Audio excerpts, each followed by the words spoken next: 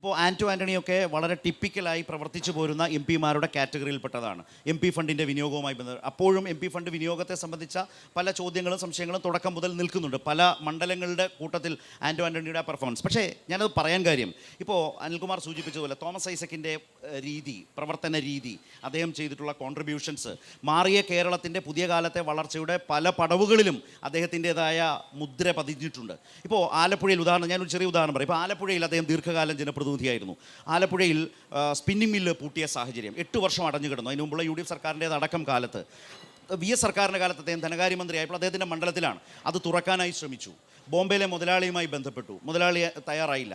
നിയമസഭയിൽ ആ സ്ഥലവും മില്ലും ഏറ്റെടുത്ത് അത് തുറപ്പിച്ച് തൊഴിലാളിക്ക് തൊഴിൽ കൊടുക്കുന്ന നിലയിലേക്ക് മാറി.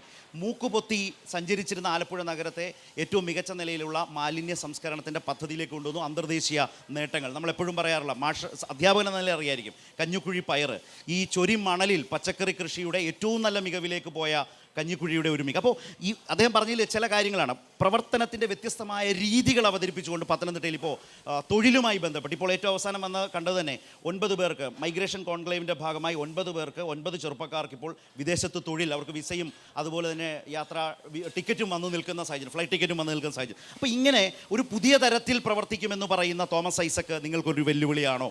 മറുഭാഗത്ത് ഇപ്പോഴത്തെ ഏറ്റവും വലിയൊരു ടൈമാണല്ലോ ക്രിസംഖി. ആ നിലയിൽ വർഗീയമായി വോട്ടുകൾ പരമാവധി സമാഹരിക്കാമെന്ന് വിചാരിക്കുന്ന ആൻറ്റോ ആൻ്റണിയും BJPയുടെ നിലപാടുകളും നിങ്ങൾക്കുയർത്തുന്ന വെല്ലുവിളി മണ്ഡലത്തിൽ എത്രമാത്രമാണ്?